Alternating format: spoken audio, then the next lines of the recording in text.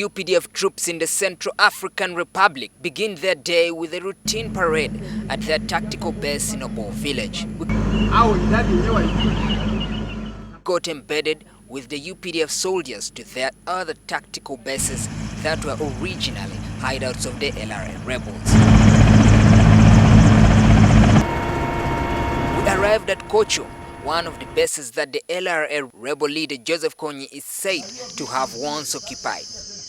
The area is hundreds of kilometers from Obo town, and we only managed to get there in a matter of hours, thanks to the chopper at our disposal. Major Bernard Kashimeza is the officer in charge of Kocho. He told us of the UPDF's success so far. We have captured some, others have surrendered to us. We have rescued children, we have rescued women, so we are not doing bad. Major Kashimeza says the Lord's Resistance Army has been weakened by a series of attacks launched at their hideouts. Get their footprints, we go and get them. We are not doing bad. Of recent, we captured the notorious commander, Lieutenant Okero. The offensive that's largely carried out by the UPDF has however gotten its leadership wary of going it alone. The Army Spokesperson Lt Paddy Ankunda says the UPDF is considering withdrawing its troops by 2015 if no other forces joins in the hunt for the LRA troops. About this mission and support it as required, then come 2015, he may have to consider other options. The UPDF's infantry troops are also being helped to track down the rebels by the US Special Forces, who are using sophisticated intelligence equipment. This is Battalion Headquarters 6-3, whereby all the soldiers and also those who are specifically dealing communication sit and then make the relevant communication with their people who are in the field and probably those who could be having some contacts or whereabouts of the rebels.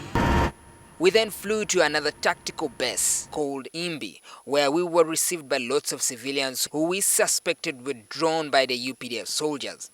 Since they have a belief that we had the LRA towards their country, we have to keep around for some time until maybe Central Africa finally stabilizes. Our suspicions about the civilians' fascination with the UPDF soldiers proved true later on after we found them praying in a local church. We then set off to another area where the UPDF infantry battalion is stationed.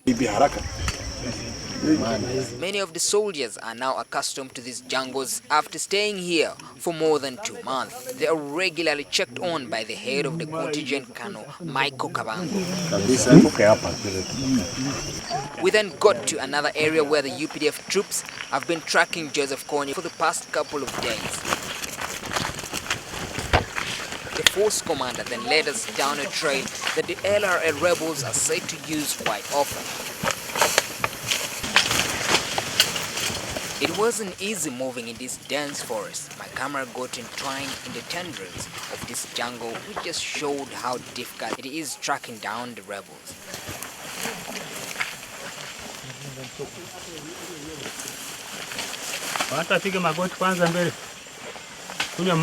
There's a problem of water. You can move kilometers and kilometers without hitting water. There is also a problem of language barrier. In case you meet civilians, here they know Sango and French. And this Ugandans, we don't know that language. We don't know French and Sango. The soldiers say their last encounter with the rebels was in April this year, when they captured one of the commanders. Many of the soldiers here are optimistic about getting Joseph Kony'S one day.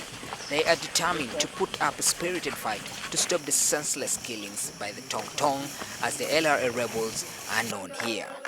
3-Maurice Ochol NTV. Hadi Uganda atakapokuendelea